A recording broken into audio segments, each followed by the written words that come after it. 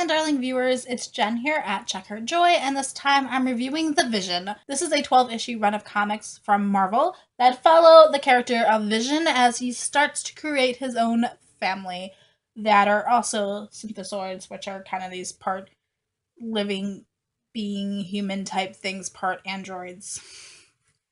Writing and art on this comic series is by Tom King, Gabriel Hernandez Walta, Michael Walsh, Jordi Belair, and Clayton Cowles. I read all 12 issues, although I only own the 4 of them. But it's amazing. Unfortunately, I took too long to read them and they had to go back to the library because people had holds on them, and I'm not that mean. So I did return it early. So we're gonna, art-wise, go off the 4 that I do own. Okay.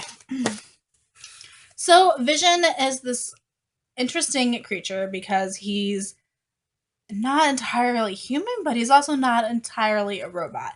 He has emotions and sensations and can feel things, but then he also has this very logical, analytical robot mind. He can do these things where he phases his body, where he can make the atoms in his body really, really light, which is how he flies, or make them really, really dense, which can make him stronger or pack more of a punch. He can also phase through objects by changing his body and making them like just appear on the other side of a door or something, which is interesting. And these are all powers that the rest of his family also has. So he creates his wife Virginia and their twin teenagers Vin and Viv, and they start a household in suburban Virginia outside of Washington D.C., where Vision has just gotten a new job advising the president. Vision's also in this weird place where he's sort of not one of the Avengers anymore, but it's not like he's a bad guy. There's been some tensions with him and the Avengers not really seeing eye to eye. And so distance is good. They're sort of friends, but also not really close at this point. And I just loved seeing the world through this very logical understanding of how it works. And especially as Virginia, Vin, and Viv are starting to look at the world and explore it and trying to understand everything and give it points of reference and trying to analyze human interactions. So the twins, Vin and Viv, are going to high school, but it's not because they need to learn facts the way that a teenager might need to, like a human one, but they're there so they can learn social interactions and how the world works with a bunch of other people who are also still learning how the adult world works. So I loved that part of this. Like everybody in this family trying to figure everything out and find normal for them and trying to be a normal family, but also they're not normal.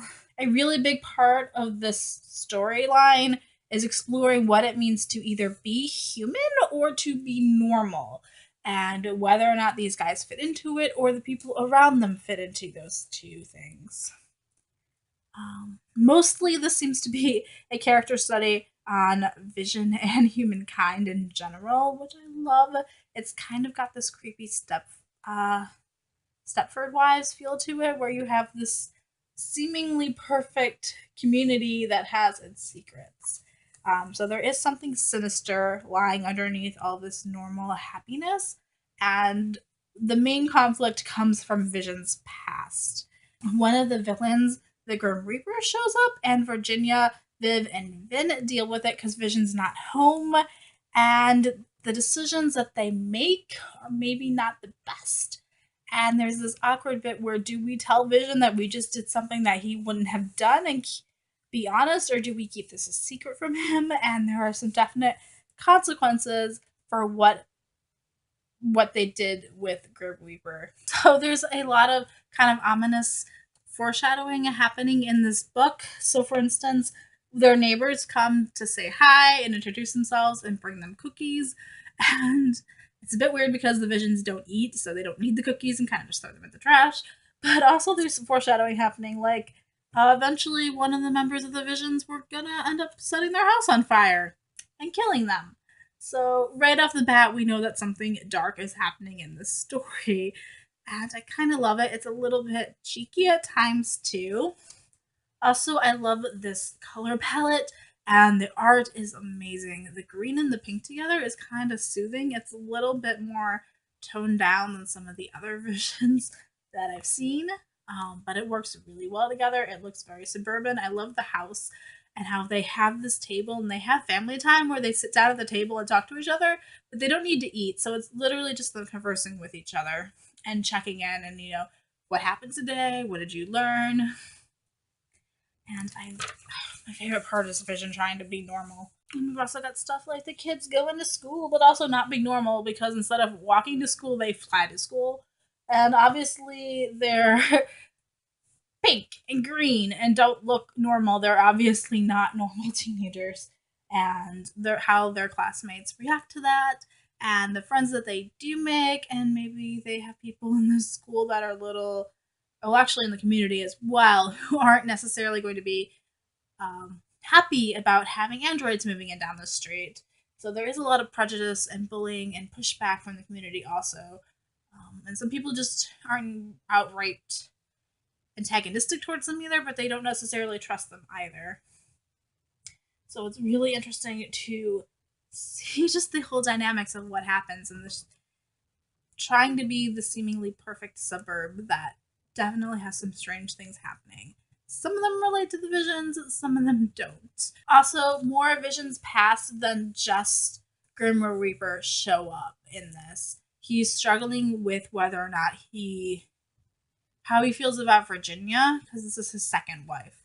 And his first wife was the Scarlet Witch. So he's already had this experience of having the wife and having the kids, and that's haunting him, and he's trying to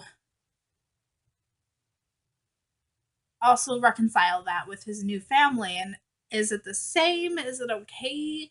Is he just replacing them? So it's all kinds of interesting things happening in this storyline. I love it. I think 12 issues was like the perfect amount to give us tons of room to explore and get into these characters without having to come up with crazy nonsensical storylines just to keep making more issues because we're supposed to be making more issues. Like, it was the perfect amount to wrap up the storyline and have everything feel fulfilling and interesting, and I really appreciated Vision this whole entire comic series. I loved it. It's totally my thing. Yes, so I highly recommend the Vision comics. There's plenty of psychology and sociology happening in this, with trying to figure out what is human and how society works, and watching people grow up. And I'm also a little bit interested about what happens with the kids, like, because they're a bit shorter right now and they look like teenagers. Are they ever going to be able to look adults? Are they ever going to be able to kind of physically grow up? They can phase, so can they phase to make themselves look different? That's something that I'm kind of a little bit interested in. I wish that's the one downside, this only being like a year following them, is what happens after.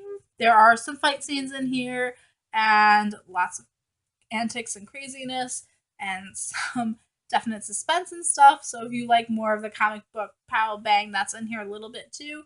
But my favorite part was following kind of the humanity of Vision and his family. So let me know in the comments below if you've read The Vision or what you think of Vision as a character and androids in general, because I kind of just love robots, especially robots that are trying to figure out humanity. That's kind of my soft spot. Yeah. I think I gave these 4 or 5 stars. Don't remember. It's definitely up there. So peace out. I love you guys and keep reading. Bye.